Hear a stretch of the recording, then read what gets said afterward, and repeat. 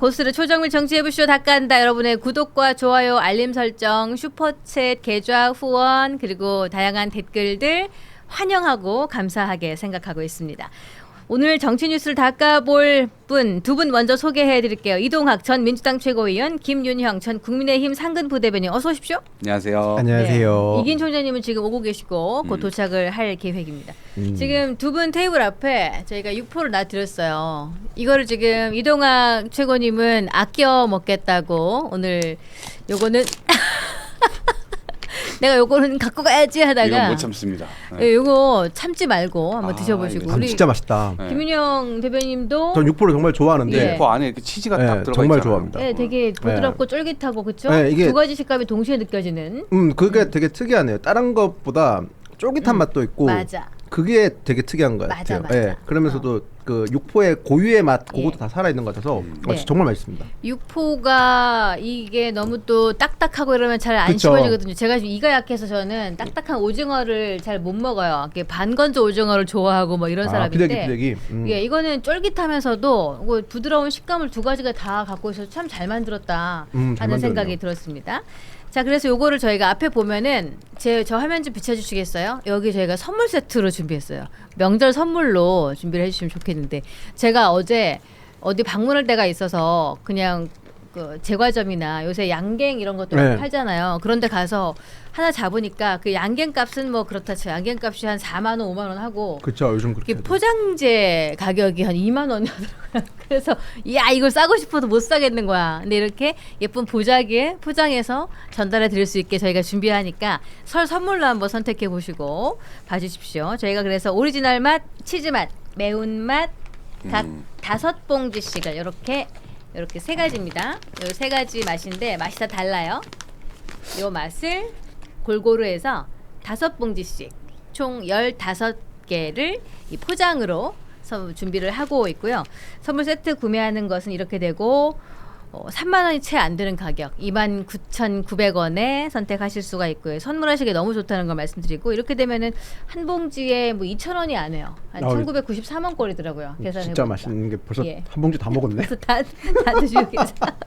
지난번에 오셨을 때 모두들 뭐 앉아가지고 한 3봉지씩은 그냥 다 드시고 가시더라고요. 그래서 진짜 맛있네요. 네, 그냥 그래요. 먹게 돼 있어요. 앉은 자리에서. 요거는 꼭 한번 선택하셔가지고 드셔보셔라. 좋습니다. 만나고 좋은 품질의 육포 부담 없는 가격으로 감사한 마음까지 전해보십시오. 저희 네이버 검색창에 여의도몰 검색하시면은 손쉽게 검색하실 수가 있고 지금은 링크가 바로 연결이 되니까 클릭해서 들어가셔서 선택하시고 대량 주문이 좀 힘드신 경우에는 전화로 가능하십니다. 전화번호 알려드릴게요. 151-5280 여의도몰입니다.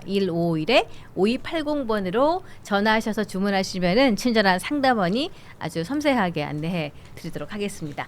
자, 그러면 오늘 본격적인 정치 해보시죠. 닦간다. 우리 두 분의 고수와 함께 먼저 좀 시작을 해보도록 하겠습니다. 저희가 오늘 이슈 여러 가지 준비를 했다가 아침에 너무 놀랐어요. 그 지금 현대차, 기아차 고공행진을 하고 있죠. 현대차는 뭐 퀀텀 점프를 뭐 그냥 며칠 연이어서 하길 너무 놀랄 정도 그랬는데 요게 트럼프 대통령이 관세 롤백을 선언하면서 너네 자꾸 이런 식으로 시간 질질 끄면은 15%가 아니라 25%로 그냥 찍어버릴 거야. 이 한마디에 그냥 또 증시가 출렁이고 잘 나가던 증시에 찬물을 끼얹어 버리는 이 사람. 이 변덕이 많은 거는 우리가 뭐 익히 알고 있지만은 좀 심한 거 아닌가. 혹시 왜 이러는지 한번 얘기 좀 해줘 보시겠어요? 왜 이러는 걸까요? 국내에서 자국민을 죽였잖아요. 본인이 최근에, 아이스라고 맞아요. 해가지고 요즘에 뭐 이민 단속국입니까? 아니 그러니까 이게 국내에서 그럼 여론이 안 좋아지고 이러니까 이게 대외적으로 돌리려고 하는데 이게 명분도 없는 게 뭐 한국이 보입니까? 한국한테만 또 이럽니까? 그리고 비준이 EU하고도 하고 일본하고도 하고 자기네들 관세 협상 다 했잖아요. 거기도 비준 안 했어요. 심지어는 자기네 나라도 안 했어. 미국도. 자기도 안 했어요. 본인들도 안 했어. 그래놓고 뭐 느닷없이 아니 한국은 국회 비준까지는 필요 없다. 지금 한국 정부 입장은 네. 국회 비준까지는 필요 없고 이게 유연성이 좀 있어야 되잖아요. 그래서 정부에서 책임하에 이걸 특별법을 좀 만들어가지고 가겠다. 이렇게 해가지고 그 법안을 나름대로 준비 중이에요. 네. 그런데 지금 이거를 가지고 국회에서 비준을 안 했다는 이유로 아니 한미 FTA 국회에서 비준된 것조차 자기가 말 한마디로 그냥 다 엎어버리는 사람이 네. 국회에서 비준한다고 하면 그거를 자기가 존중해 줄 겁니까? 존중하는 태도 이게 문명 국가가 아니에요. 지금 완전 독재 국가처럼 하고 있는 거예요. 어떻게 보세요? 너무 악의적이에요. 이동학 최고위원님의 발언은 야당은 할 수 있는 발언이라 생각해요. 네. 야당은 그렇게 저런 비판도 할 수 있고 지적도 할 수 있는데 민주당이 할 말은 아니라고 생각합니다. 왜냐하면 집권 여당이잖아요. 트럼프 대통령 불확실한 거 몰랐다고 할 수가 없는 게 네. 우리 모두가 트럼프 대통령은 불확실하다는 걸 다 인지하고 있잖아요. 네. 그러니까 불확실하다는 걸 확실하다는 걸 저는 인지하고 있는 상황이라는 거죠. 네. 그러면 집권 여당과 정부의 역할은 거기에 맞춰서 대비를 해야 되는 겁니다. 이동학 최고님 말씀대로 트럼프 대통령에 대해서 자꾸 트럼프 대통령이 다른 행동과 예측과 다른 행동을 하는 거에 대해서도 예측을 하는 게 정부의 역할이라니까요. 네. 지금 당장에 트럼프 대통령 저 한마디에 주가 출렁이지 않습니까? 민주당 그동안 어땠습니까? 물가보단 주가를 더 홍보했지 않습니까? 그런데 이제 와서 주가가 출렁이는 거에 대해서는 저는 트럼프 대통령 탓이에요 라고 말하는 건 너무 무책임하다고 생각을 합니다. 저희가 국민의힘에서 계속 그 얘기 했지 않습니까? 네. 이거 비준을 해야 되기 때문에 본회의에서 자세하게 얘기하고 상임위에서 상세하게 다루자고 얘기를 했었어요. 네. 최소한의 어쨌든 불확실성을 제거하는 일이 정부의 역할이고 집권 여당의 역할인데 네. 민주당은 너무 그런 걸 방조했다고 좀 봅니다. 그런 점에서 민주당이 지금 반성을 해야 될 부분이라고 생각하는데 같은 저희랑 같이 화내는 거는 저희가 할게요. 여당은 여당답게 책임지는 모습을 좀 먼저 보여야 된다고 생각을 합니다. 아니 근데 아무리 야당이어도 지금 이 순간에 아니 이런 걸 어떻게 예측을 해요? 지금 자기 마음대로 하는 거를 그러니까 뭐 독재처럼 자기가 그냥 해버리는 거잖아요. 근데 이거를 지금 용인하시는 거예요? 오히려 지금 야당에서는 미국에 대해서 목소리를 더 내주시고 이거 말도 안 되는 거다라고 얘기를 해주셔야지 그런 성명 안 나옵니다. 그냥 여당을 욕하는 성명만 나와요. 그러니까 이렇게 하면 안 되고 실제로 지금 대법에서도 이 관세 협의는 미국 의회에서 책임을 해야 된다라고 이제 하고 있기 때문에 이것도 대법원 가 있잖아요, 지금. 네. 1심, 2심 전부 다 트럼프 권한 없는 행위 하지 마라. 이렇게 해가지고 지금 트럼프가 다 패소한 상태입니다. 근데 그런 미국 내부에서의 불확실성도 있는데 한국 정부가 이걸 더 비준해버려. 그럼 이거 나중에 누가 책임져요? 그런 차원에서 지금 이거를 약간 이 뭐 비준이라든가 이런 것들을 아예 상정해 놓지 않고 있는 것이지 부당한 상대방의 주장도 이것이 여당 탓이다 이렇게 주장해서는 안 되죠. 근데 그건 저희가 처음부터 무조건 떼쓰는 게 아니라 저희가 처음에 이거 시트 나왔었을 때 저희가 먼저 어떤 얘기를 했냐면 비준을 하자고 얘기를 했었어요. 그러니까 논의를 하자고 얘기를 했었는데 민주당에서는 비준보다는 특별법으로 할 수 있다고 얘기하셨지 않습니까? 그 특별법 추진하다가 지금 중단된 상황이잖아요. 그 부분을 지적하는 겁니다. 아니 예측해야죠. 왜냐하면 기업이 당시 그때 관세가 25% 되면서 우리나라 기업들이 한 달에 5천억 정도 손해봤었어요. 아니 거기에 대한 책임을 져야죠. 아니 왜 자꾸 지금 이동학 최고께서는 저희가 조금 더 미국에 대한 목소리를 높여달라는 건데 그 역할도 해야 되는 게 맞아요. 안 하잖아요. 아니 오늘 하는 안 하잖아, 것에서 지금도. 지금 제대로 돼서 비준과 관련해서 논의해보자고 얘기하는 게 미국에 대한 목소리를 높이는 거죠. 그리고 아까 저희가 말했던 비준이나 특별법에 대해서 논의하자고 했던 이유는 불확실성을 제거하자는 일환인 거예요. 저는 민주당이 아니 그 불확실성을 어떻게 제거해요? 저렇게 그럼 그거 하면 더 이상 시비 안 겁니까? 최소한 뭐라도 해야죠. 그 스타일을 지금 믿을 수 있어요? 아니 저는 지금 민주당 분들 하는 것 중에서 네. 제일 답답한 게 뭐냐면 자꾸 외교를 상대평가하려고 해요. 외교는 상대평가가 될 수가 없다니까요. 절대평가예요. 왜냐하면 당장의 관세 때문에 손해보는 건 기업들이니까 기업들은 직접적으로 계속 피해를 봤잖아요. 트럼프 대통령 상대하기 어렵다. 사실 그전에 대통령들 역시도 다 상대하기 어려웠다니까요. 한미 FTA 협정할 때 MB가 그다음 이명박 대통령께서 부시 대통령 상할 때 부시 대통령은 그러면 쉬운 상대였습니까? 아니었지 않습니까? 당시에 이라크 상대로 전쟁하고 테러와의 전쟁하면서 전 세계를 상대로 전쟁했던 대통령이었어요. 만만한 대통령이 없어요. 그 어느 대통령이든지. 제 말은 민주당이 지금 집권 여당이라는 점을 좀 인지를 하시고 하셨으면 좋겠다는 점 말씀드리겠습니다. 그러니까 이거 트럼프 대통령의 예측 불확실성이 하루 이틀 일이 아니니까 이거 뭔가 좀 명확하게 했어야 되는 거 아니냐라는 말씀이신 것 같은데 그러면은 뭐 관세 25%에 우리 뭐 이런 거죠. 뭐 비준이 필요한 건지 또 조약의 MOU 조약의 성격인지 이런 것들에 대해서 좀 명확하게 할 필요가 없었냐. 그런 질문이 있거든요. 그러니까 우리나라 입장에서 이걸 비준하게 되면 나중에 이게 오히려 훨씬 더 뭐 이게 더 스트릭해지기 때문에 더 경직되기 때문에 이거를 제가 굳이 할 필요 없다. 그러니까 특별법 정도 선에서 언제든지 재개정이 가능한 정도의 수준으로 확실히 그걸- 해놓으면 부담이 되기 때문에. 그렇죠. 이건 나중에 트럼프 정권 바뀌고 난 다음에 또 상황이 바뀌어지면 그때는 또 어떻게 할 건데요. 그러니까 지금 오히려 길게 내다보고 지금 민주당 정부에서 이걸 하고 있는 것이고 트럼프가 오늘 SNS에 이걸 쓰자마자 바로 산업부 장관 지금 미국 간다고 하시니까 네. 나름대로는 조처를 취하고 있는 겁니다. 근데 상대방이 이게 뭐 무슨 언제 칼을 휘두를지 무슨 몽댕이를 휘두를지 알 수가 없는 상황이에요. 그냥 상대방의 그거를 왜 예측하지 못했냐라고 지적하는 건 그거는 제가 볼 때는 아니 인간 세상사에 어떻게 그걸 다 예측합니까? 그럼 이거 혹시 트럼프 대통령이 본인하고 이야기해 놓은 것에 대해서는 확실히 얘기는 안 해주고 지금 뭐 강훈식 비서실장이다, 김 장관이다, 또 현대차 사장이다 가가지고 물밑 작업으로 잠수함 수주를 자꾸 하지 않습니까? 나가가지고 이렇게 영업을 열심히 하고 있는데 그게 좀 불쾌했던 건 아닐까? 그들이 불쾌한들 우리는 국익을 위해서 하는 것이지. 미국 눈치 다 봐가면서 그럼 아무것도 하지 말라 이렇게는 또 할 수 없는 거잖아요. 우리는 우리대로 역할을 해야 되는 것이고 비준했을 때 만약에 트럼프가 입장이 또 바뀌어. 네. 그럼 그때는 또 어떻게 하죠? 지금 계속 이렇게 변덕스러운 상황이고 우리가 문명이라고 하는 것은 기본적으로 합의된 룰을 지키는 데 있는 거잖아요. 근데 합의된 룰이고 뭐고 그냥 없는 거예요. 그냥 약간 국제적인 독재를 지금 하려고 하는 거예요. 저 근데 그분 하나 더 지적할게.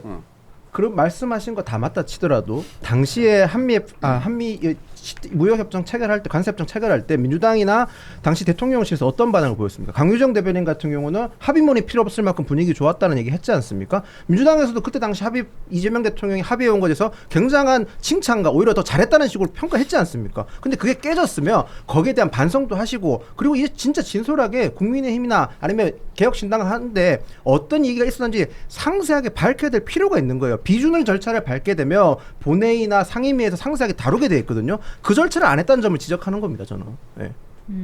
오셨네요. 이인 총장 오셨습니다.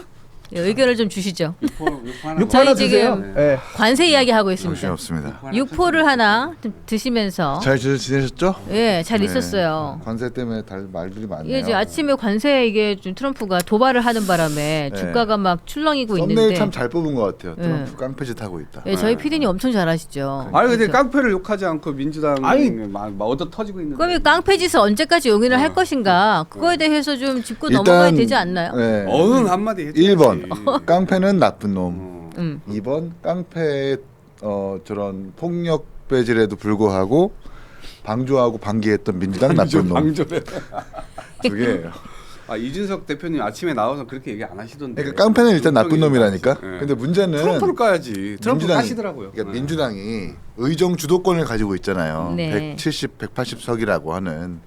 그러면 한미 관세 협상 이루어지고 나서 어쨌든 250억 불 국민들의 세금이 들어가는 뭔가 대미 투자에 있어서는 헌법에서 보장했던 것처럼 헌법에서 나왔던 것처럼 비준을 하든지 법안을 발의하든지 해야 되는데 지금까지 사실 2차 특검이라든지 종합 특검 정치적 특검에 되게 매몰된 건 맞잖아요. 이런 부분들은 사실 반성해야 될 일이다라고 생각을 하고 빨리 지금이라도 쟁점 법안들 빨리 다 제쳐놓고 대미투자특별법 먼저 빨리 통과시킨다든지 아니면 이게 조약인지 MOU인지 빨리 가려가지고 국회 비준을 받든지 해야 되는 그런 좀 소모적 정쟁 빼고 진짜 성과를 좀 잡혀야 된다는 생각이 듭니다. 이게 뭐 아니 좋은 말씀이세요. 네. 그러니까 당연히 지금 미국에 어떤 시그널을 보내야 되는 건 맞는 거고, 네. 뭐 산업부 장관이 넘어가든 뭐 비서실장이 넘어가든 그런 대화나 이런 것들은 해야 될 텐데 국회에서든 아니면 정부에서든 그 관련된 법안들을 또 좀 더 촘촘하게 준비하고 있다라고 하는 것을 충분히 설명할 필요가 있고. 근데 우리나라 입장에서는 어쨌든 이걸 나중에 뒤틀 수 없는 그런 조약 형태로 비준하는 형태로 그걸 가게 되면 나중에 경직성이 훨씬 더 세지니까 지금 말씀 주신 그렇네요. 대로 저희가 볼 땐 특별법 형태로 그걸 진행한다라고 하는 신호를 명확하게 주면 될 것 같습니다. 예, 알겠습니다. 오늘 간략하게 아침부터 주가가 출렁이는 소식이 육포나 뜯자 그냥. 아유. 육포 좀 뜯고 예, 다음 이슈 한번 넘어가 보도록 하겠습니다. 자, 차순돌님께서 2,000원 후원 주시면서 미국에는 눈치 안 보면서 중국에는 눈치 더럽게 많이 보죠. 그대로 읽어드렸어요. 네. 예, 눈치를 그냥 보는 게 아니고 더럽게 많이 봅니다. 누가 보수가 미국의 눈치를 많이 본다고요? 뭐 일단은 누구라고 지칭 주어는 없어요. 예, 차순돌님의 이야기를 그대로 눈치 많이 보죠, 전달해드렸고요. 보수가. 예. 네. 지금 1,769명 들어가겠습니다. 좋아요. 좋아요 눌러주십시오. 좋아요 그리고 댓글 주시고요. 슈퍼챗 계좌 후원 너무 감사합니다. 지금 육포 드시고 계시죠? 여기 육포도 저희 명절 선물 세트로 판매하고 있으니까 한 통, 많은 한 사랑을 봉지 다 먹었네요. 다 뜯어 드세요. 제 것도 드릴게요. 네, 제 것도. 저는 개인적으로 매운 육포 맛있더라고요. 아 그래요? 자, 예, 좋습니다. 다음 이야기 한번 넘어가 보도록 할게요. 자, 이해찬 전 총리께서 돌아가셔가지고 31일까지 사회장이 치러질 계획이다. 이런 계획도 발표가 되고, 오늘 새벽에 인천공항에 도착을 하셨는데요. 빈소를 서울대 병원으로 정해놓았고 이제 본격적인 조문 정국이 시작이 되었습니다. 국가장 얘기가 나왔는데 이 사회장으로 결정이 됐다고 하는데요. 이거 어떻게 좀 보십니까? 보시기에 우리 김유영 대변인부터 좀 말씀 주시겠어요? 국가장을 하기에는 좀 무리수가 있다고 생각합니다. 뭐 국가장이라는 건 뭐 대통령이나 아니면 그만큼 국가적으로 조금 국민들에게 좀 존경받는 사람들이 받는 장례 절차인데 네. 이해찬 총리가 물론 뭐 훌륭하신 일도 많이 하셨고 이제 옛날에 국무총리로서 역할을 하신 것도 분명하지만 어떻게 보면 정치 진영화를 약간 양극화시키는 고착화된 역할도 하셨었거든요, 분명히. 그렇기 때문에 국가장을 하기에는 좀 다소 무리가 있었다고 생각을 합니다. 물론 그분께서 해왔던 일에 대해서 저는 뭐 비판하거나 비난하려고 하는 목적이 아니라 네. 모든 국민이 공감할 수 있는 사안은 아니었지 않냐. 그래서 사회장으로 하는 게 적절했다고 생각합니다. 네. 사회장 적당하십니까? 아니면 조금 아쉬운 면이 있으십니까? 아니 뭐 저는 사회장 어쨌든 추모하고 그 고인의 뜻을 기리는 게 굉장히 중요하고 그리고 지금 말씀 잘해주셨는데 뭐 이런 상황에서 어쨌든 뭐 지금 여당은 초상집이 된 거잖아요. 가장 뭐 존경하는 사람 그리고 그들 나름대로 갈등이 있었을 때 그런 네. 것들에 가름말을 타주셨던 어른 이런 분이 이제 돌아가신 거다 보니까 오히려 이럴 때 약간 조문 이제 뭐 정치 이런 것들을 야당에서도 같이 해주면서 뭔가 실타래가 좀 풀려가는 그런 게 좀 있었으면 좋겠다. 네. 근데 오늘도 야당에서 지금 뭐 특검법 관련된 뭐 또 공청회도 하시고 그러는데 뭐 그건 좋습니다. 뭐 정치적인 거니까 그건 그거대로 하되 또 다른 한켠에서는 또 손을 맞잡는 노력들도 좀 다른 이번을 계기로 해서 그런 것들이 좀 이루어지면 좋겠다. 국민들은 아마 그런 걸 좀 원하시지 않을까요? 이긴 총장 보시기에는 어떠세요? 뭐 국가장이냐 사회장이냐를 두고 갈등하는 건 좀 적절치 않고요. 어쨌든 정부가 사회장으로 그리고 여당도 그렇고 동의했으니까 많은 국민들과 정치권은 거기에 사회장에 집중하고 네. 거기에 따르는 것이 맞다고 생각을 하고 일단 장래의 어떤 형식보다는 이 이해찬 전 총리에 대한 업적 이런 부분들을 어떻게 우리가 기려야 될 건가. 특히 보수 진영에선 이런 분이 잘 안 계세요. 이 뭔가 4명의 대통령이 공동적으로 중용하기도 하고 뭔가 불세출의 전략가라는 평가를 받잖아요. 그리고 갈등이 있을 때마다 항상 이분이 등장해서 조정하고 중재하는 역할을 했는데 과연 보수에서 이런 어르신들이 있었나라는 생각이 듭니다. 뭐 해봐야 지금 김종인 뭐 전 위원장 계신데 사실 그분은 진영에 관계없이 넘나들면서 뭐 조언을 해주신 분이라서 네. 끝까지 처음부터 보수 진영에서 이렇게 자리하고 존재하면서 이런 역할을 해주셨던 분이 있었나라는 생각이 들고 보수에서 항상 어른이라고 하는 분들은 뭐 친박 내지는 뭐 무소속 탈당해버리고 뭔가 폐인이 돼버리는 그런 양상이 좀 있잖아요. 네. 그런 걸 좀 우리 보수 진영에서 반추해봤으면 좋겠다는 생각이 듭니다. 이해찬 전 총리와 오랜 기간 인연이 있었던 그리고 정치적으로는 뭐 앙숙이라는 표현이 좀 적당할까요? 젊은 시절에 아주 치열하게 네. 대치하고 서로를 쳐내기도 하고 예, 서로를 그냥 거의 뛰어넘는 관계가 됐었는데 이 김종인 전 위원장도 이 애석한 마음을 표현을 했죠. 김종인 전 위원장이 좀 지금 어떤 마음이 들까요? 그러니까 제가 보니까 저는 물론 그 세대가 여기 계신 분들 모두가 이제 뭐 김종인 위원장이나 이해찬 총리의 세대는 아니잖아요. 네. 정치했던 시절이. 그렇죠. 네, 정치했던 시절이. 그렇죠. 맞아요. 그렇죠. 예. 근데 이제 보니까 이분들께서 이렇게 그때 정치하셨던 분들 얘기를 들어보면 네. 그때 당시에는 같은 취미가 있으면 같이 취미 생활도 하고 그럼. 그리고 더 나아가서는 뭐 같이 뭐 술도 한잔 하시고 식사를 같이 하면서 현안은 현안이고 풀어나가는 거는 또 뒤에서 관계는 관계고. 관계는 그렇게 많이 했다 하더라고. 그게 예전에는 오히려 국민들한테 질타받았잖아요. 니들은 네. 밖에서 보일 때는 싸우고 뒤에서는 서로 손잡았지 않느냐라고 했는데 어찌 보면 그게 정치일 수도 있겠다는 생각 요즘 들어요. 요즘은 진짜 대화 안 하거든요. 맞아요. 손조차 잡는 거를 맞아요. 두려워하고 요즘은 손잡으면 그거 찍혀가지고 새작이다 새작이다 바로 바로 낙인 찍힙니다. 그러니까 지금은 낭만이 사라진 시대. 그렇죠. 이분이 네. 어떻게 보면 마지막 낭만 정치 세대라서 이런 말씀을 할 수 있으셨던 것 같은데 네. 지금 상황에서는 지금 정치 상황에서는 아마 이런 식으로 되지는 힘들 것 같아요. 솔직하게 얘기해서. 네. 저도 사실 뭐 이기인 총장님이나 이동학 전 최고위원 되게 뭐 개인적으로도 친분도 있고 알지만 밖에 나가서 아니면 어디 방송 나가서 막 친문을 강조하는 모습 보이는 거 쉽지 않은 상황에 생각해요. 솔직하게 얘기해서. 네. 저분들은 어떤 생각할지 모르겠지만. 네. 이해찬 총리의 사망 소식을 접한 많은 분들이 70년대 운동권 시절이 저물었다.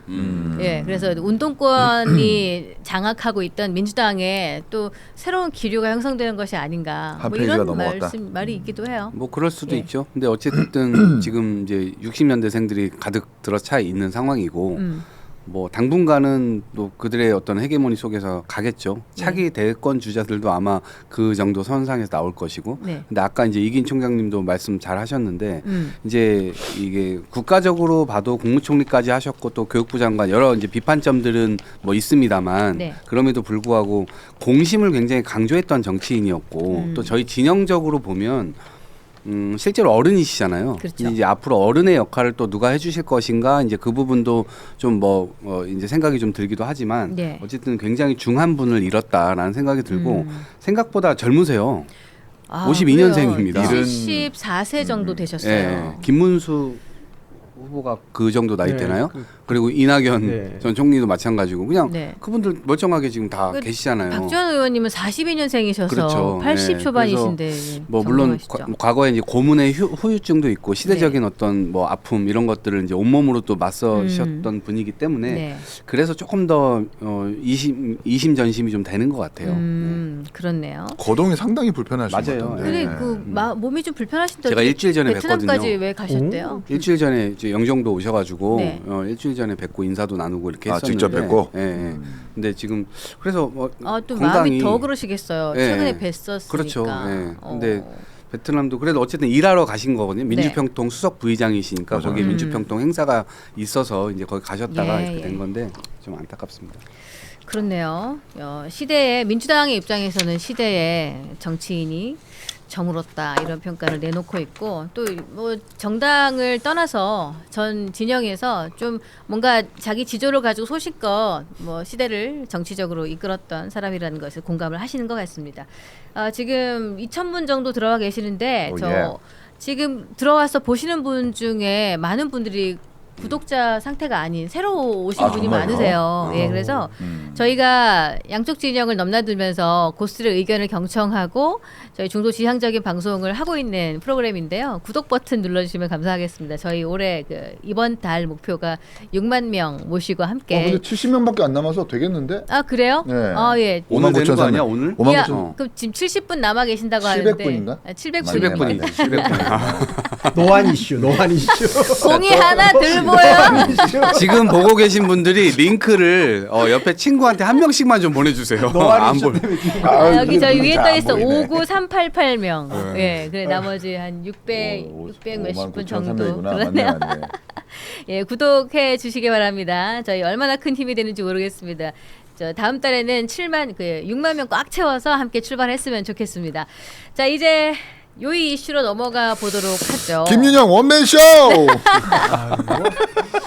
지금 이건 맞을 때도 기분 좋게 아까 맞잖아. 저희 스튜디오 밖에서 이야기할 때 우리 김유영 대변인님이 이러셨어요. 요새 이동학 최고가 한동훈 단톡방에서 아주 이제 핫해. 뭐 어떤 식으로 핫한 거예요? 그러니까 합리적인 얘기를 하시니까. 그러니까 다른 말이 아니에요. 이동학 최고께서 평소에 가지고 있는 그런 합리성. 그 합리성이 지금 굉장히 많이 부각이 되고 있다. 그 점 왜 말씀. 뭐라고 했길래? 나는 한 자리에 어떻게 있는데 했는데? 어느 때는 장동혁 쪽에서 날 합리적이라고 그러고 어느 때는 한동훈 쪽에서 날 합리적이라고 얘기를 해. 아니 지금 최근에 1년에 이제 징계 이 당원 게시판 관련된 징계라든지 아니면 국민의힘이 지금 보이고 있는 행태에 대해서 굉장히 합리적인 얘기를 많이 하시는 거에 대해서 확실히 상대편이지만 들을 만한 얘기 더 나가서 합리적인 얘기를 한다 뭐 이런 평가가 있더라고요. 들을만하다. 들을 만한 소리 한다.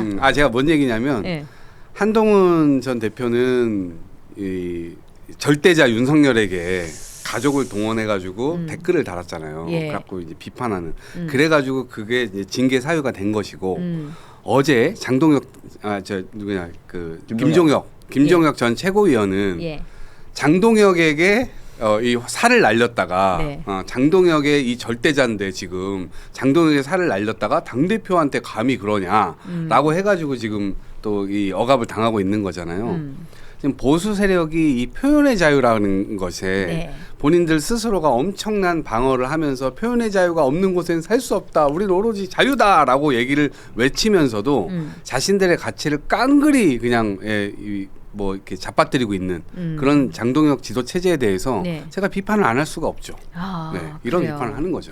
이 상황에서 국민의힘 윤리위원회가 친한계 김종혁 전 최고위원에 대해서 탈당 권유의 징계를 의결했어요. 뭐 자진 탈당하지 않으면 이제 징계 제명 수순으로 가겠다는 건데 이게 당 윤리위가 앞서서 당무감사위원회가 윤리위에 권고한 당원권 정지 2년보다 높은 수준의 결정을 한 배경이 어디에 있다고 보시는 거예요? 뭐 윤리위나 당무감사위원은 예측하는 게 거의 뭐 불가능할 것 같아요. 거의 그렇죠? 트럼프 같은 거죠.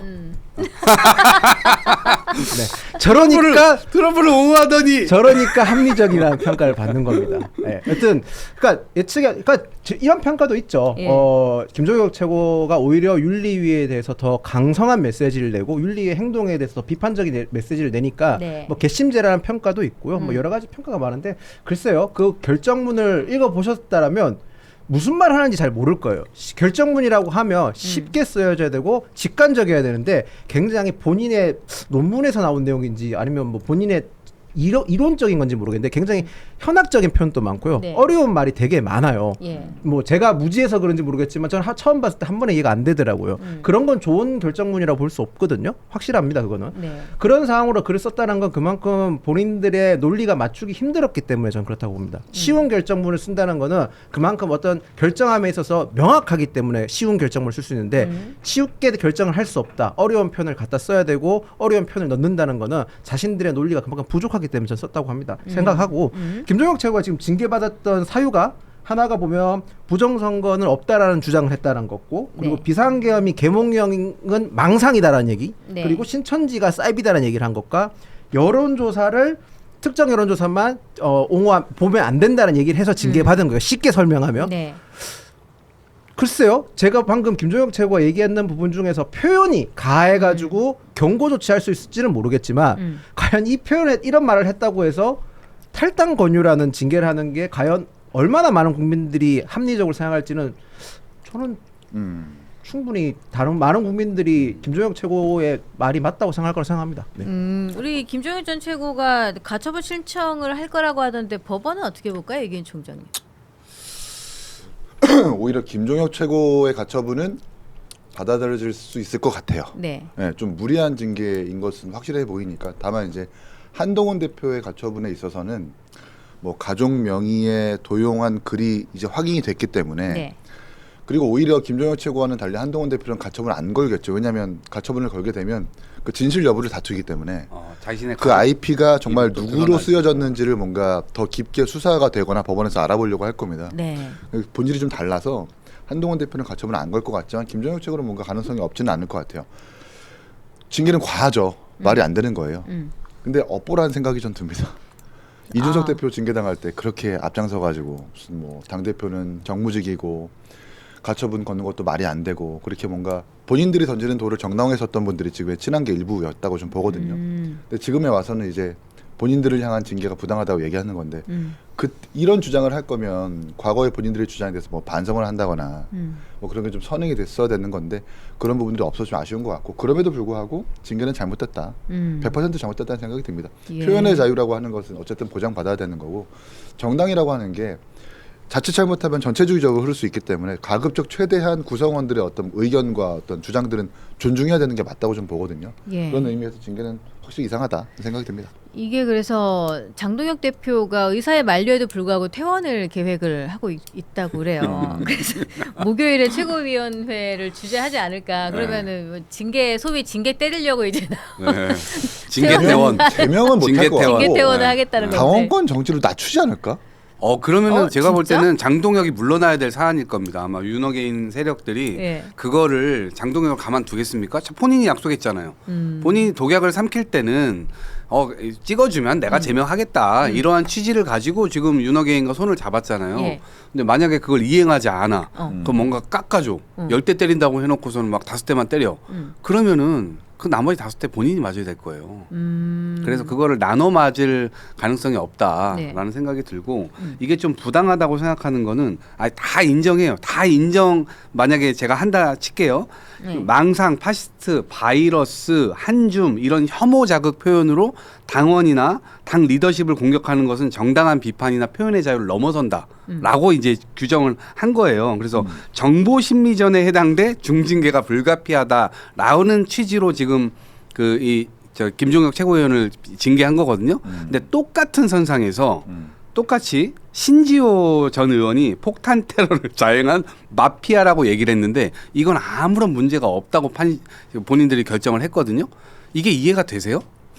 그게 문제면 그러니까 다 오케이 폭탄 이게 정보 심리전에 해당돼 중징계가 불가피하다라는 거를 다 인정할게요. 그러면 이 사람은 왜 처벌받으면 안 되죠? 예, 그런 게 잣대가 자기네들이 사감적으로 사감이 작동하고 있는 거예요 지금. 그러다 보니까 당무감사위도 지난번에 있지도 않은 사실을 뭐 몇백 건을 걸어가지고 그게 마치 한동훈이 한 것처럼 했잖아요. 전 그런 건 명백하게 잘못됐다고 봅니다. 윤리위원회에서도 언론을 상대로 국민을 상대로 왜 징계를 하는지에 대해서 발표문을 하는데 네. 그 발표문에 오류가 있는 거예요. 본인들이 2번이나 수정을 해서 발표하고 수정한 경우는 저는 처음 봤습니다. 네. 이 건으로 저는 장동혁 대표가 물러났어야 된다고 보는 거예요. 그러면 역으로 장동혁 대표가 빌미를 줬었기 때문에 그걸 물타기하기 위해서 단식을 했다 보는 겁니다. 제가 보는 시각은.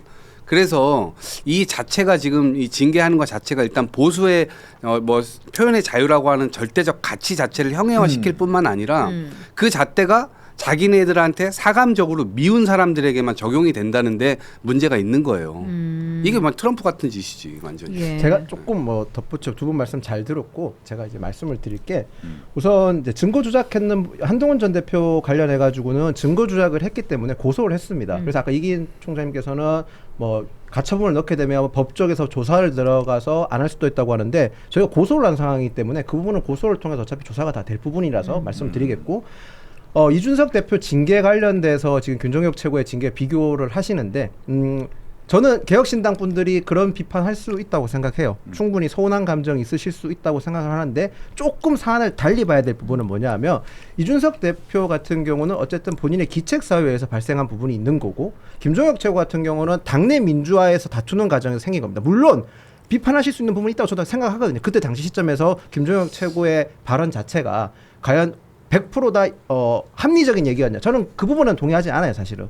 근데 지금 시점에서 다투고 있는 사안은 표현의 자유 더 나아가서는 당이 바른 방향으로 나가서 당내 민주화 과정에서 싸우고 있는 점에서 말씀을 드리겠습니다. 그 부분에 차이가 있다는 걸 말씀드리겠고 이동학 최고위원님은 네 감사합니다. 잘해라. 네. 그러니까 이준석의 귀책 사유가 다 뭔지 모르겠어. 그러니까 성상납 의혹을 좀 염두에 두고 얘기한 것 같은데. 아니 그거 말고 양두구육이라든지 그 했던 부분을 말씀드리는 그럼 양두구육도 네. 그리고 휴전선 위의 악당들이라는 표현도 김종혁 최고의 발언과 뭐가 차이가 있는 거지? 그러니까 무슨 말이냐면 지금 사입이 그리고 김종혁 최고가 오히려 좀 발언의 경중과 깊이 수위를 보면 김종혁 최고가 더 센 부분들이 훨씬 많은데. 아니 근데 내가 볼 때는 어차피 기준을 논할 필요가 없는 게 이준석 대표를 쫓아냈던 건 되게 부당한 행위라고 봤어요.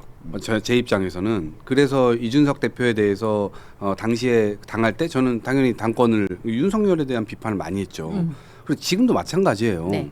사실은 되게 부당하게 쫓아내려고 하는 게 그냥 눈에 보이잖아요. 근데 원래는 이게 눈에 안 보이게 뒤에서 싹 해가지고 앞에서는 정말 문제가 많은 것처럼 묘사를 해서 당권파에서는 그렇게 사람들을 처리하거나 그래야 되는 거잖아요. 원래가. 근데 너무 투명하게 윤석열.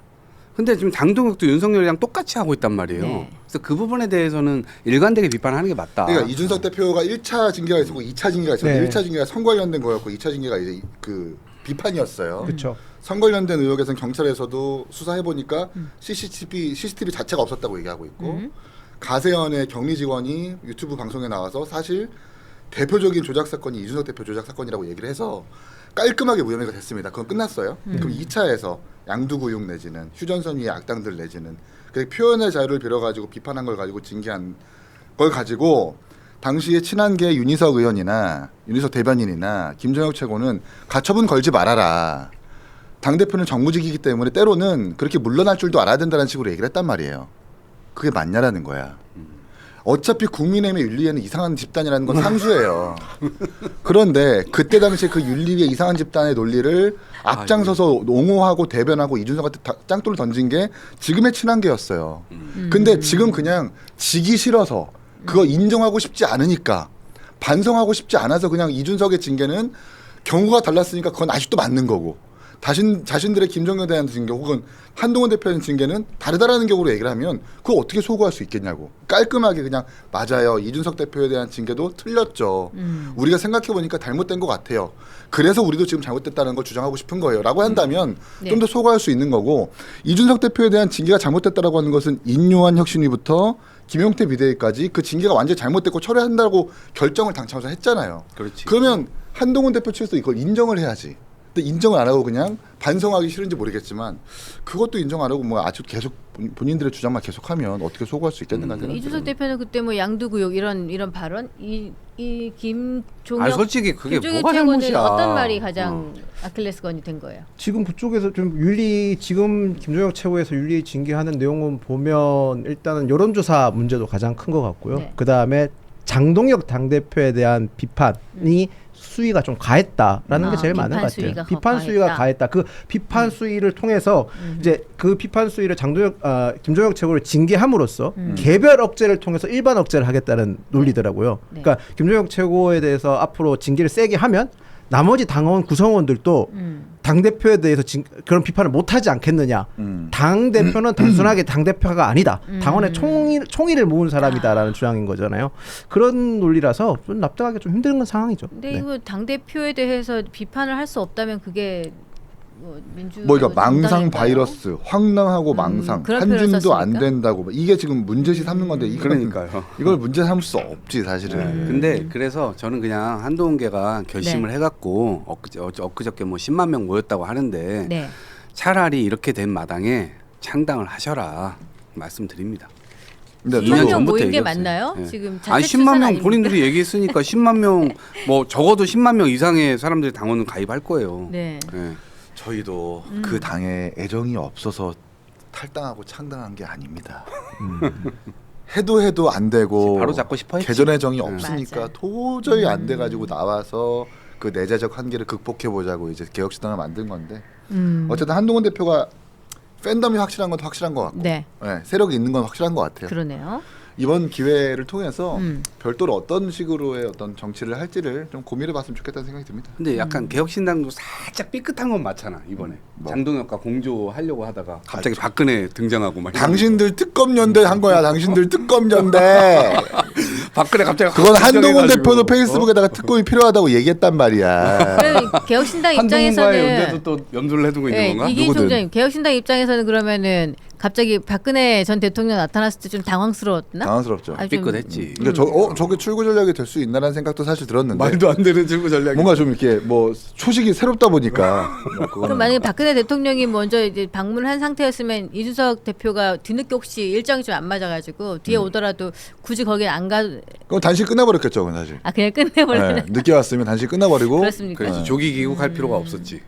그게 좀 당황스러웠다. 네. 그 누가 한동훈 전- 뗏목을 준 거야? 뭐 유영아 그러게요. 의원이겠죠.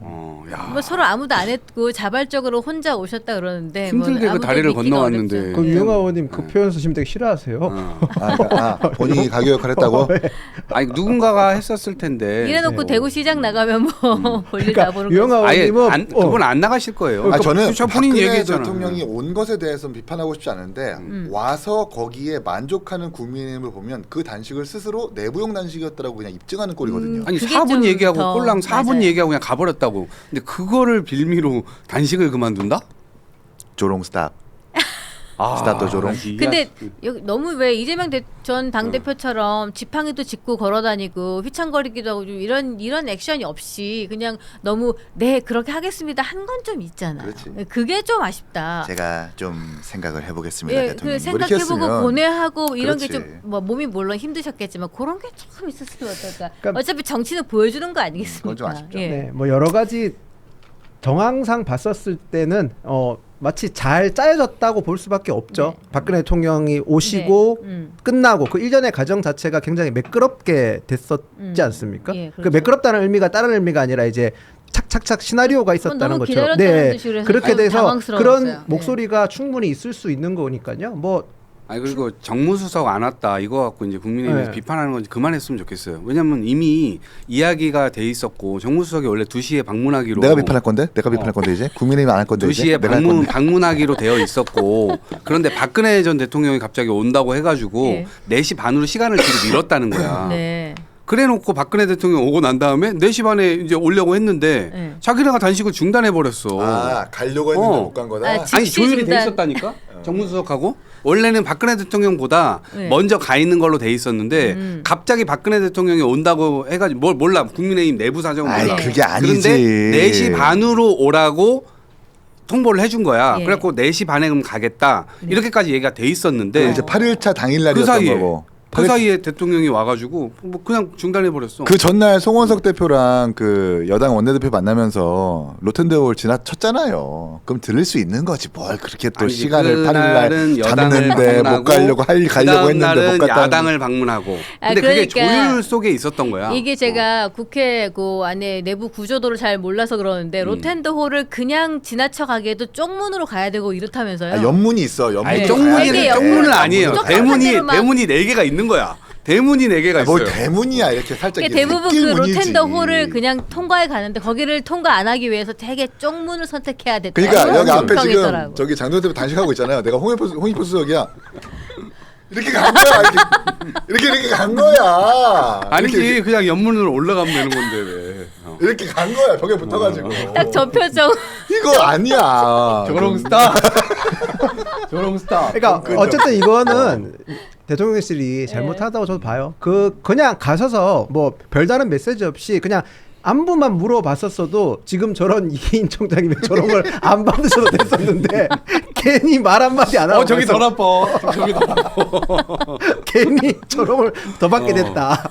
조율했다. 저간의 상황은. 조율한 것도 말씀드리는 저는 함정에 거예요. 빠진 것 같아요. 네. 왜냐하면 그냥 갔잖아요. 그래. 아니 거기서 오지 말라고 했거든. 아, 오지 말라고 한 강동역 것도- 쪽에서. 아, 그래요? 시간에 그 시간에 와줬으면 좋겠다라고 얘기해서 허언증 존중하겠다. 같은데. 이렇게 허언증 했던 아니에요? 거예요. 근데 되게 지금 저게 되게 안 좋은 게 뭐냐면 그러면 앞으로 민주당에서 해명할 때 오지 말라고 했다는 걸 얘기해야 되잖아요. 그것도 모양 빠진다니까요. 그래. 아니 이제 그 시간에 조율된 시간에 와달라 그 얘기지. 아 조율된 시간이 와달라. 아, 어쨌든 지금 배고파 공색하게 죽겠는데 변명- 지금 조율된 시간이 얼마나 1분 4시 반으로 해서 1분 본인들이 1초가. 늦췄어요 뒤로.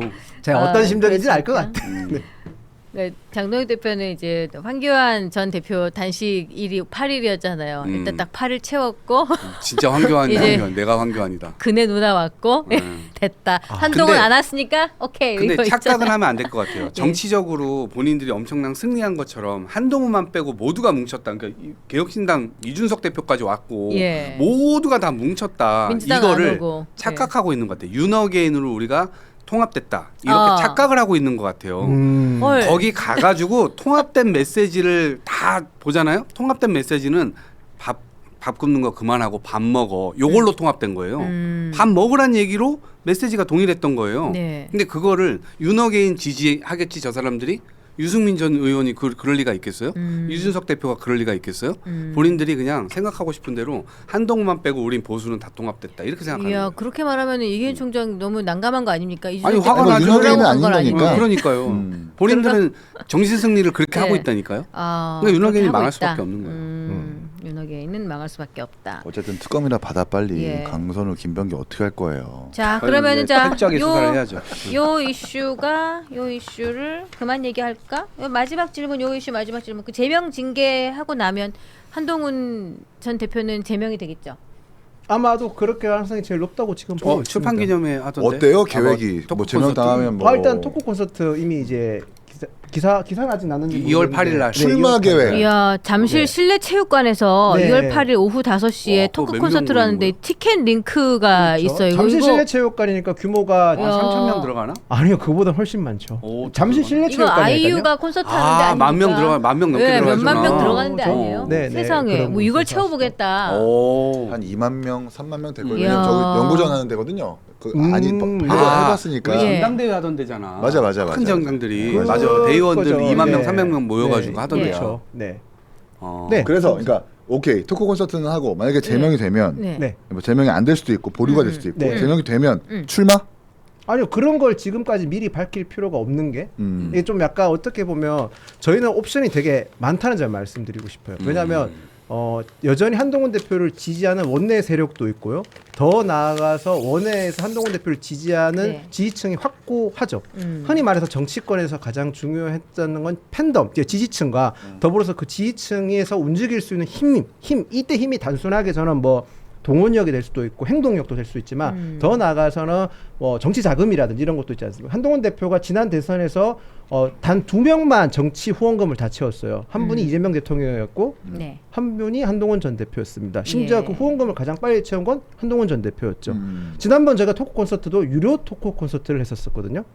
그게 다른 게 아니라 공직선거법상 저희가 콘서트를 하려면 유료로 받아야 됩니다. 안 그러면 기부행위가 되기 때문에요. 그래서 이번 토크 콘서트 역시도 유료 토크 콘서트로 진행될 수밖에 없을 거예요. 당연히. 그래서 티켓 링크를 하는 거고요. 그러니까 그만큼 한동훈 전 대표가 할 수 있는 옵션이 많다. 선택지가 굉장히 많기 때문에 저희가 섣불리 지금 먼저 움직일 필요도 없고 더 나아가서 징계가 아직 결정이 안 된 상황이니까 징계를 보고 움직여도 된다는 점을 말씀드리겠습니다. 그러니까 지난 주말 사이에 사실 최고위원회 중에서도 한동훈 대표의 징계에 대해서 보류하자고 했었던 최고위원이 2명이나 있었었는데 지난 주말 동안 한동훈 대표 토크 콘서트가 아니죠 집회하고 집회, 예.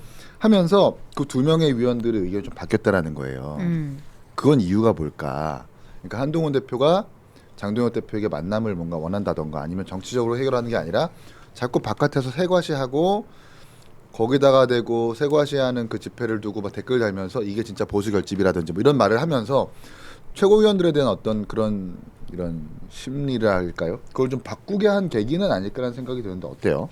근데 집회를 저희가 뭐 개입하거나 그런 건 전혀 없어요. 이분들이 진짜 자발적으로 다 하시거든요. 그래서 스스로 어떻게 몇 시에 모이자부터 시작해서 그럼 단체로 어떻게 가지? 그런 것부터 시작해서 안에서 뭐 안전 장비라든지 어떤 방안 대책 그런 거 다 스스로 다 생각을 하세요. 저희가 어떻게 가냐는 게 일절 없어요. 네. 그렇기 때문에 동원되거나 그런 게 전혀 아니라는 점 말씀드리고 그렇기 때문에 거기서 나오는 구호라든지 메시지 자체는 거칠 수밖에 없죠.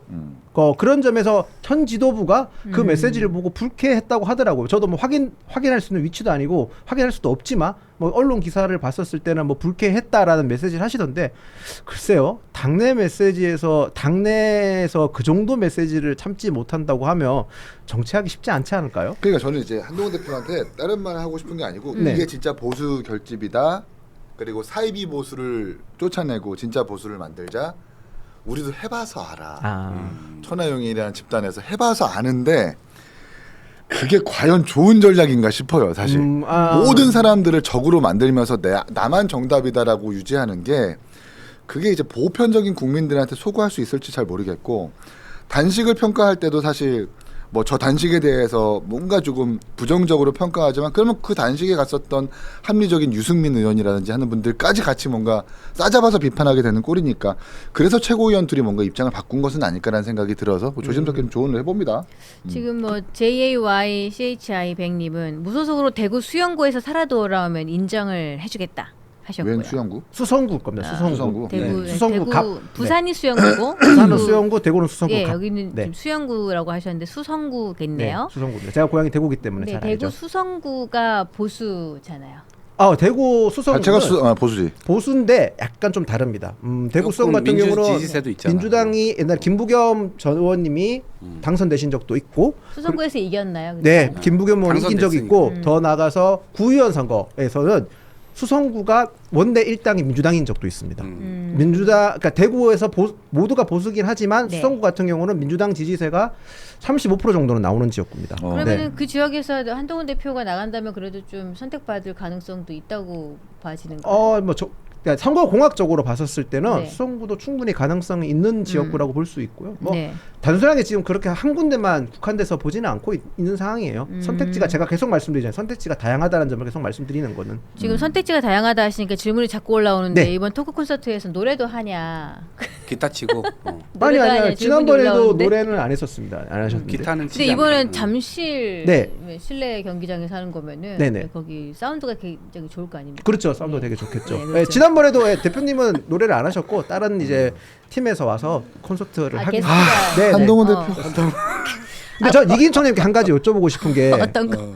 아까 이제 본인들이 다 먼저 해보셨다고 하셨잖아요. 저도 그거 인정하는데 그렇다고 해서 그게 아쉽지 후회하시진 않잖아요. 후회하진 않죠. 네, 전 그 말에 다 답이 있다고 생각합니다.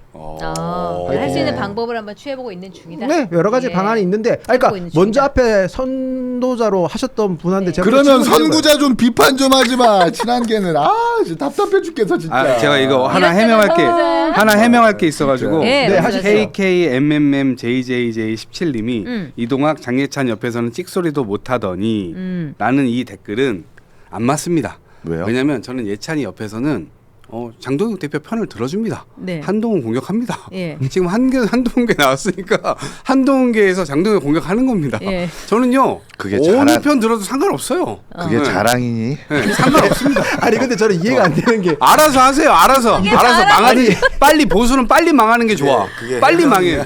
아니 이동학 최고는 야, 민주당인데 막 앞으로 올라오는데 어우 얘 어떻게 하려 그래? 뭐 제가 누구 편드는 게 뭐 중요하겠습니까? 어쨌든 지금 잘못된 보수는 빨리 망하고 여기 이기인 총장님 같은 분이 좀 주류가 돼가지고 보수를 좀 건강하게 만들었으면 좋겠다. 저는 그 그러면 생각이에요. 이제 한동훈 대표가 이랬잖아요. 이것이 진짜 보수입니다 하고 메시지를 올렸잖아요. 막 10만 명 운집한 현장을 보고 SNS에 진짜 보수는 한동훈, 이준석, 장동혁 중에 누구? 장동혁은 아니다라는 건 제가 확실하게 말씀드릴 수 있습니다. 아 장동혁은 아니다. 그런데 장해찬이 있으면 편들어준다. 장혜찬은 편들어줘야지. 아이고. 왜 이게 봐봐 이게 지금 표현의 자유가 아니 맞아? 근데 이게 보수가 하는 짓이 저희가 맞아? 지금 이동학 최고한테 질문해야 될 거는 그게 아니야. 그 질문이 아니라 네. 이재명 정청래 둘 중에 누가 맞아 이런 걸 질문해야 돼. 김호준까지 넣어서. 우린 모두가 친명입니다. 저기 그리고 JXX723님이 $5 후원 주시면서 이동학은 국민의힘 여기저기 다 비판했구나. 하수다. 보수는 전현 대표에게 합리적인 칭찬받는 이동학 국민의힘에서 출마하겠구나. 예, 저는 그리고 나름대로 그래도 그리고- 민주당에서 험지지만 네. 네, 험지 지역 가서 거기서 캐고 있으니까 잘 옹진에서 해보겠습니다. 옹해하세요. 강화도, 진짜. 옹진, 영종도. 예. 예. 이제 당선되세요. 네, 네. 그리고 안타깝게도 한동훈 얘기하니까 구독자가 빠진다는 제작진의 의견이 있어서 빨리 넘어가도록. 네, 예, 알겠습니다. 이거 구독자 엄청 중요하니까. 네. 그렇네요. 구독자가 2분 빠졌습니다. 죄송합니다. 얘기 듣다가 싫어서 나가버리는 거야. 여러분 제가 이 여의도 너머 TV의 7번째 구독자거든요. 7번이요. 예, 그 앞에 제작하신 준비하신 분이 막 가입해 놓은 거 제가 딱 가입했을 때 내가 7번이다. 가입 순서를 알 수가 있나? 그러니까 6번까지 아, 있으니까 7 넘어갈 때? 6명 떠있을 때 했으니까 아. 내가 7번인 거야. 지금 59,388명 계시거든요. 59,389번 59,390번 여러분 주인공이 되어주십시오. 구독 버튼 눌러주셔서 저희 6만 명 딱 채워서 2월달에 새롭게 출발할 수 있도록 도와주십시오. 좋아요, 구독 버튼, 슈퍼챗, 계좌 후원 너무 감사합니다. 마지막으로 한동훈 대표님께 한 말씀 드리고 싶습니다. 네, 또 저는 구독자 한동훈 빠지기 전에 대표님을 빨리. 상당히 좋아했습니다. 네, 처음부터 긍정적으로 평가했고요.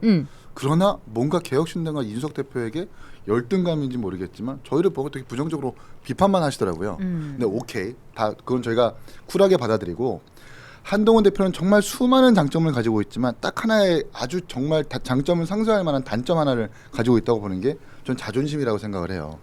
자존심 버리셔야 됩니다. 인정할 건 확실하게 인정을 하고 그러면서도 그냥 뭔가 법조인처럼 계속 해결을 하려고 하는 게 아니라 큰 정치력을 보여주는 게 한 단계 더 업그레이드 할 수 있는 계기라고 좀 보고요. 드라마 스토브 리그에서 어떤 대사가 나오냐면 삼루에서 태어났는데 삼루타를 친 줄 착각한다라는 대사가 있어요. 그러니까 저는 한동훈 대표를 비유할 딱 적절한 말인 것 같아요. 윤석열 대통령을 등에 업고 그 배경으로 비대위원장도 되고 당대표도 됐습니다. 그 이상 그 너머로 이 당을 어떻게 이끌 건지에 대한 그 좋은 비전, 아주 좋은 담론을 아직까지 보여주지 못한 건 저만의 평가거든요. 그런 것들을 보여주신다면 한 번 더 한동훈 대표가 성장할 수 있는 계기가 될 것 같다는 생각이 듭니다. 확실히 구독자가 빠지고 있어요. 안 됩니다. 안 돼. 네, 안 돼. 이런 걸 팀킬이라고 하죠. 다른 팀킬. 다른 거 넘어가도록 하겠습니다. 한동훈의 한자도 꺼내면 안 되겠습니다. 구독자가 다시 말을 끝내니까 올라가고 있습니다. 동접자가. 예. 아니 구독자가 올라가고 있어요. 구독자가. 예, 지금 구독자가 제일 위에 조그만 칸에 있고요. 동접은 넘어가세요. 2056분. 일단 좋은 말씀 감사합니다. 자 이제 마지막 이슈 한번 짚고 넘어갈게요. 우리 이규현 홍보수석이 뭐 미디어 오늘이나 뭐 JTBC 인터뷰들을 통해서 일부 종편을 비판하면서 아침부터 저녁까지 패널들을 데려다 격이 높지 않은 정치쇼 형식으로 방송을 하고 있는데 종합편성 채널 승인 취지에 맞지 않다 이랬습니다. 와 이거 어떻게 보세요? 이렇게 말하는 거 이거 일단 민주당 얘기 한번 들어보고 싶어요. 네. 어떤 생각을 갖고 있는지. 일단 종합편성 채널이 처음에 승인 취지가 있잖아요. 네. 예를 들면 문화라든가 어린이라든가 이런 것들도 종합적으로 조명한다. 이런 취지가 있었습니다. 근데 그러한 채널들은 전부 다 새벽 프로그램으로 다 편성을 해놓는 거예요. 그리고 저희들도 뭐 그런 프로그램들이 지금 나가고 있지만 아침부터 밤까지 전부 다 정치 프로그램으로만 거의 대부분 다 소구를 하고 있어요. 네. 그래서 이런 부분들에 대해서는 한번 짚어줄 필요가 있다. 근데 이제 다만 이제 청와대에서 약간 이거를 느끼기에 따라서는 뭔가 방송을 손보려고 하는 거 아니야? 라는 시그널로 또 받아들일 수 있잖아요. 오히려 저는 이 부분을 국회에서 방송통신진흥위원회라는 이런 데에서 국회의원들이 좀 지적을 하고 그런 것들을 시정해 나가는 그런 모양새가 훨씬 더 조금 부드럽지 않았을까? 이런 생각을 좀 해봅니다. 이건 어쨌든 한 번은 뭐 본인들도 생각을 해봐야죠. 근데 어제도 제가 다른 이제 종편 기자를 만났는데 네. 자기네들도 이 문제가 나왔는데 자기네들도 느끼고 있었던 문제 의식이라는 거예요. 예를 들면 문화 채널이나 문화 프로그램 이런데 1,500억씩 써야 된대요 연간. 네. 네. 본인들이. 근데 그걸 다 안 쓰고 있다는 거야. 본인들도 승인을 받을 때는 이거 다 하겠습니다라고 승인을 받아놓고 실제로 그걸 안 하고 있다는 거야. 자기네들도 내부에서 문제들이 있다는 거죠. 정치가 좀 그냥 쉽게 소비가 되는 이게 쉬운 거죠. 왜냐하면 제작비 많이 안 들어가잖아요. 네. 제작비 많이 안 들어가고 이 진행하는 사람 패널들한테 돈만 주면 되고 채널은 자기네들이 카메라 갖고 있는 거니까 틀기만 하면 돼. 그러니까 가장 저렴하게 그리고 시청률도 이거는 다른 프로그램보다 일단 높아.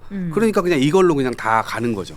그러니까 이 부분에 대해서는 본인들도 성찰적으로 얘기하더라고요. 네. 그러면 이거 개혁신당 입장에서는 언론 탄압이라고 좀 비판을 한 걸로 아는데요. 아니 전 그냥 리버스 윤석열 같아요. 그냥 뭐 미러링이라고도 좀 할 수 있겠고. 네. 윤석열 정권 때 윤석열 대통령이 뭐라고 했냐면 뭐 공중파를 비롯한 시사 프로그램에서 좌파가 너무나 많다. 네. 좌파 앵커가 너무 많아가지고 좌파가 이 나라를 장악했다라고 하면서 불공정이라는 말을 꺼냈거든요. 예. 똑같은 거예요. 이재명 대통령도 일부 종편, 그러니까 본인들을 향한 불편한 보도를 두고 뭐 극우 내지는 뭔가 좀 정치권에서 되게 극단적인 이념의 사람들을 그렇게 표현하기도 하잖아요. 똑같은 겁니다. 데칼코마니처럼 왼쪽에서는 좌파라고 오른쪽에서는 좌파라고 공격하고 왼쪽에서는 극우라고 공격하면서 그거의 수단으로 지금 시사 프로그램을 제작하고 있는 것 같은데 글쎄요. 본인들을 향한 유리한 그리고 편파적인 보도는 왜 지적을 안 하고 본인들을 향한 불리한 보도만 그렇게 편파적이라고 얘기를 하느냐. 전 두 개의 잣대를 그렇게 뭔가 취사 선택하는 것에 문제의식을 가지고 있고 무엇보다 종편뿐만 아니고 유튜브도 뭐 문제잖아요. 매불쇼, 김어준의 뉴스공장, 뭐 겸손은 힘들다 등등. 거기는 정말 뭐 편파적일 뿐만 아니라 완전 가짜 정보들을 마구 생산해내고 있는 것 아닙니까? 근데 그런 곳에 국무총리부터 상임위원장부터 민주당, 정부, 여당 할 것 없이 쪼르륵 달려가지고 의정 보고하고 순방성과 보고하고 하는 게 지금 정부의 뉴노멀 아니에요. 그러니까 본인들은 왜 본인들을 향한 거울은 못 보는가라고 지적하고 싶습니다. 저는 네. 격이 높지 않은 정치쇼 요 표현이 굉장히 의미심장하더라고요. 격이 높지 않고 높다 낮다를 스스로 잣대가 있다는 소리잖아요. 제가 대통령실 홍보수석실에서 근무했지 않습니까? 네. 홍보수석실에서 모니터링 합니다. 뉴스나든지 아니면 언론 보도 어떤 보도 현황 같은 걸 다 모니터링 하는데 격이 높지 않다는 거는 분명히 내부적으로 기준과 잣대가 있다고밖에 해석 안 되거든요. 그 기준이 뭔지 밝혀야 될 것 같아요. 격이 어떤 게 높고 어떤 게 낮은지 분명히 밝혀야 될 것 같고 언론 비평 프로그램 같은 경우는 보통 시청률이 안 나오기 때문에 좀 시청률이 비수기 채널 시간대 많이 할 수밖에 없어요. 이건 당연한 건데 지적하고 저는 이기인 총장님 그 말씀에 굉장히 공감합니다. 지금 유튜브 특히 정치 유튜브 같은 경우는 완전히 지금 편향적으로 많이 하잖아요. 구독자가 큰 대형 플랫폼일수록 편향적으로 하거든요. 지금 여의도 넘어같이 지금 시청자 구독자 수가 팍팍 못 늘어난 이유는 합리적인 시각을 가져서 얘기하기 때문에 그런 거라고 보거든요. 그런 점을 봤었을 때 과연 홍보수석이 정확하게 언론 환경이라든지 정치적 미디어 환경을 정확하게 제대로 분석하고 있는지에 대한 의구심이 제가 굉장히 듭니다. 이런 부분에 있어서는 홍보수석이 너무 가볍게 얘기하셨다. 그 말씀 드리겠습니다. 네. 지금 KRELL300님이 털보 진리교는 위대하다. 누굴 말씀하시는지 모르겠습니다만 고성국 씨 얘기하는 거 아닐까요? 그분 말고 다른 수영 털보 없는데? 국민의힘에 입당하신 고성국 씨? 그거죠. 네. 김어준천지. 네 그런 뭐 모르겠습니다만 신천지 특검 왜 안 받나요? 김어준천지. 또 뭘 안 받아? 못하기를 우리는 하자고 합니까? 하는데. 오케이, 신천지 특검 합시다. 이슈를 저도 넘겨버리네. 받아야 생각하는 오케이, 사람이라서. 대순진리에도 갑시다. 갑시다. 그리고 저기 정말 유감입니다만 고독 라이더님이 이 방송은 국민의힘 패널이 없네요. 아 국민의힘이요? 네 아니 국민의힘이 잘 하고 있을 거예요. 그 잘하고 일본에서 있어요. 국민의힘 얘기- 없습니다. 예. 곧 무소속이 있습니다. 그건 너무 섣부른 네 말씀이십니다. 네. 예, 일단 콘서트에 아니야 한동훈 얘기하면 또 동작 빠진다. 자, 조롱이 재밌구만. 그리고 레몬 U2N님이 수성갑 주민으로서 헛소리를 하지 마라. 뚜껑아, 어머 어떻게 오. 2,000원 주셨 예. 오, 그러니까 그분. 지금 슈퍼챗이어서 그냥 읽어드렸어요. 깜짝 놀랐습니다. 그러면은 이게 뭐 여야 할 것 없이 정권을 잡으면 이렇게 자기에게 불리한 방송을 하는 채널들에 대해서 불편한 심기를 막 드러내잖아요. 뭐 언제가 가장 심했던 거야? 우리 뭐 아니 근데 윤석열 그거는 정권은 막 기본적으로 나오잖아요. 보수 정권이 잡기만 하면 네. 옛날에 뭐 MB 정부 때도 그렇고 박근혜 정부 때도 그렇고 네. 순위가 내려가잖아요. 그건 객관적으로 국제기구, 뭐 국제기구는 아니어도 그 언론 관련된 걸 연구하는 국제 네. 권위를 가진 그런 기구에서 발표를 하잖아요. 그럼 수십 위권씩 떨어지잖아요. 네. 그러니까 자유를 강조하고 표현의 자유를 강조하는 보수 정권이 들어올 때마다 국제적 어떤 기구들이 이런 것들을 할 때 수치가 떨어지는 것에 대해서 다시 한번 좀 생각해 봤으면 좋겠다. 그리고 제가 아까 말씀드렸듯이 우리도 이런 비판점들은 받아들일 만은 해요. 지금 아까 말씀하셨던 부분에서 청와대에서 이걸 나서 가지고 물론 그러니까 합의된 룰이 있고 그 룰이 법으로 통과된 거잖아요. 네. 그리고 종편을 승인할 때는 나름대로 목록으로 다 해가지고 무조건 모든 게 다 자유다 이게 아니잖아요. 네. 이 할당하게 돼 있다고요. 편성할 때.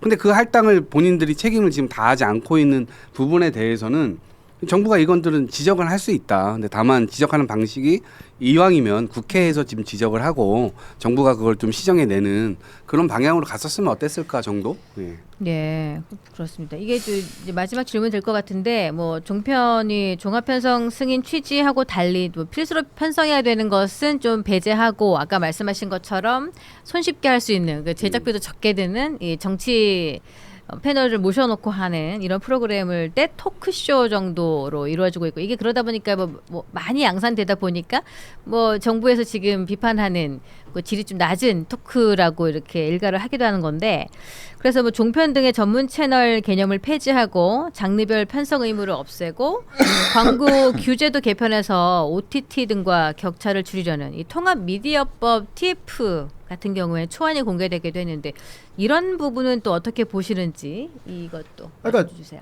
방송국은 결국 시청률이 가장 중요하거든요. 네. 지금 사실 TV를 보는 주 시청자 연령대도 고려를 해야 되는 거예요. 네. 그러니까 방송국 입장에서는 시청률이 가장 잘 나올 수 있는 최적의 프로그램을 만들어야 되고 그 프로그램을 만드는 과정에서 현재로서는 정치 프로그램이 가장 소구력이 있다고 판단하는 거죠. 네. 예를 들어서 트로트가 한때 대세였지 않습니까? 모든 방송국이 다 만들었던 거는 트로트가 그만큼 TV 시청자들한테는 소구력이 있었기 때문에 그렇게 하는 거예요. 지금 OTT로 넘어가는 시청자는 상대적으로 젊은 세대가 많지 않습니까? 그런 것까지 고려돼서 방송국은 선택을 한 건데 그 부분을 지금 청와대가 인위적으로 개입했기 때문에 문제가 되는 거라 생각을 해요. 말씀하신 대로 전부 다 지금 사실 OTT 같은 경우는 방송 수위가 굉장히 규제가 낮지 않습니까? 뭐 선정성도 그렇고 아니면 폭력성도 그렇고 네. 굉장히 그런 게 광범위한데 방송국은 그렇지 않거든요. 그러면 확실하게 다 풀어줘야 되는 건데 그런 진지한 논의 없이 방송국한테 일방적으로 너네 지금 잘못되고 있어라고 얘기하는 거는 저는 공정한 경쟁을 만드는 취지도 부합하지 않다고 생각을 합니다.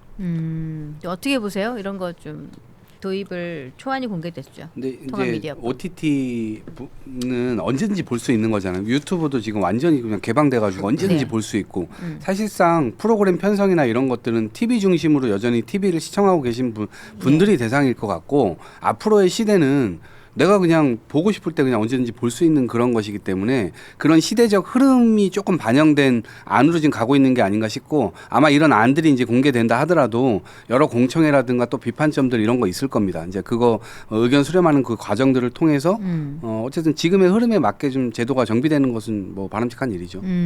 그렇게 잘 보시면 하셨으면 좋겠습니다. 네. 끝. 강선우 김병기 해야지. 강선우 김병기. 아니 재미없어 이거 뭐 이 사람들 다 재미가 없어. 본인들 당에서 나온 근데 비리인데. 강선우 의원 저 구속돼야죠. 구속영장 검토하고 있다는데 검토할 게 있나요? 이분 구속 일단 해야 되는 거 아니에요?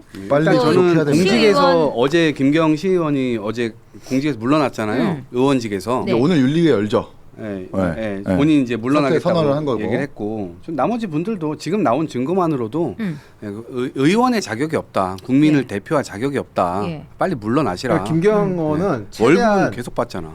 지금 법률적으로 구속 안 되고 형량 감량하려고 이제 법률적으로 제대로 조언받고 있다고 보더라고요. 그러니까 최대한 반성하는 모습, 그리고 수사에 적극적으로 협조하는 모습, 예. 그리고 혐의가 확실한 거는 인정하고 예. 좀 불확실한 거는 아니다라고. 그러니까 확실하게 본인의 구속을 면하고 형량을 감형받기 위한 모든 거를 다 하고 있다. 법률적으로 제대로 조언받고 있는데 경찰이 그런 제대로 된 수사를 하고 있느냐는 좀 지적하고 싶어요. 네. 네. 저는 이거 김경 게이트로 비화될 수밖에 없는 게 제가 또 정보를 하나 취재해 오지 않았습니까? 오, 뭔가요? 아, 뭔가요? 민주당 현직 다른 국회의원이 네. 돈을 받았답니다.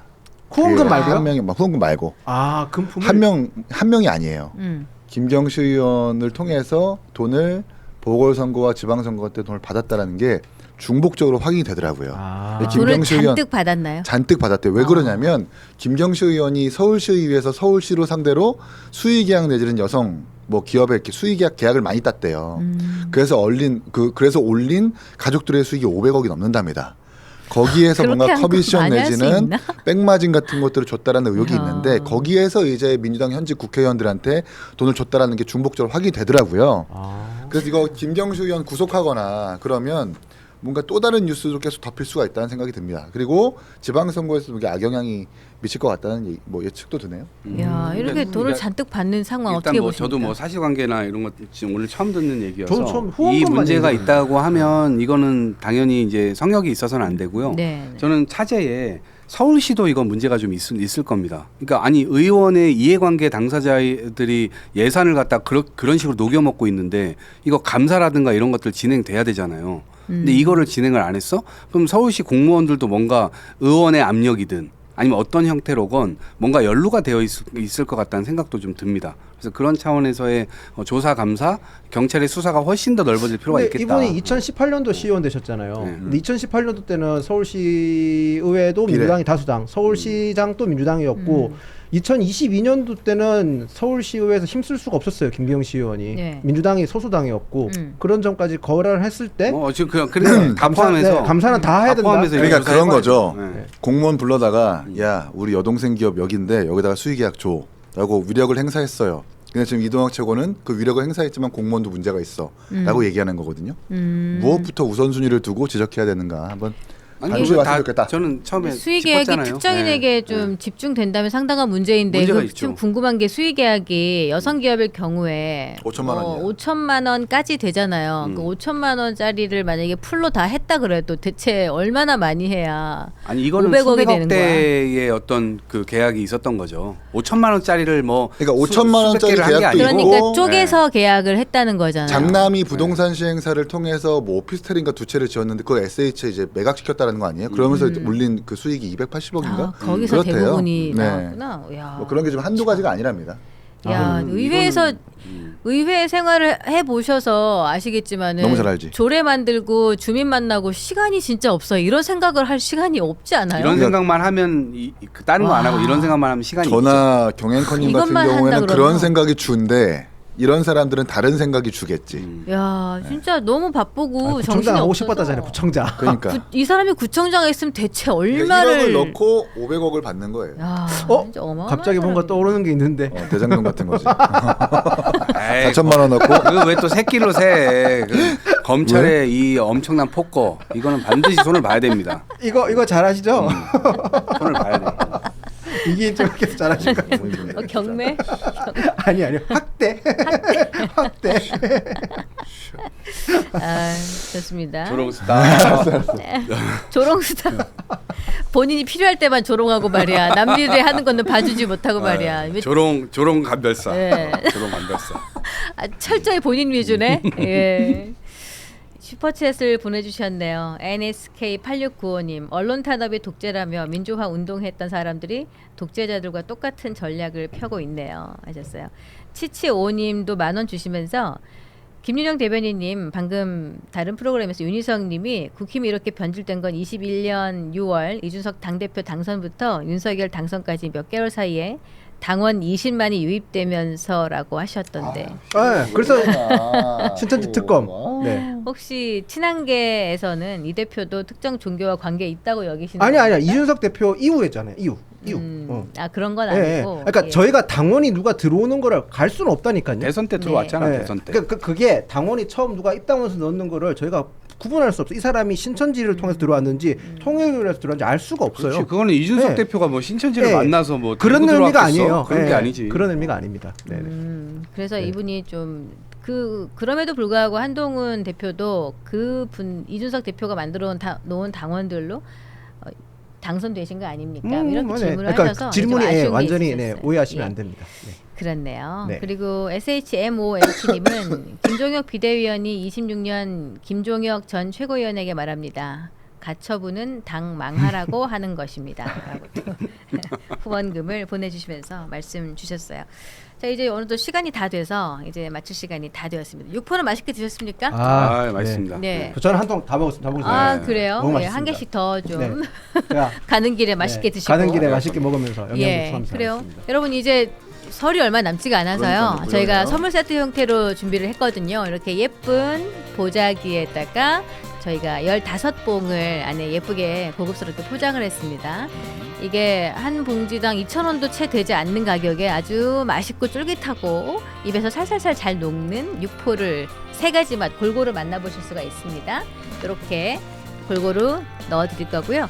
29,900원이에요. 선택을 많이 해주시고 지금 링크 바로 클릭해서 들어가시거나 네이버에서 여의도몰 검색하시면은 손쉽게 구매 가능하시고요. 전화로도 구매 가능하시니까 많은 애용을 부탁드리겠습니다. 1551-5280번 여의도몰 많은 사랑 부탁드리겠습니다. 오늘 추운데 조심히 돌아가시고요. 오늘 하루도 좋은 하루 되세요. 다음에 또 뵙겠습니다. 네, 감사합니다. 네, 고맙습니다.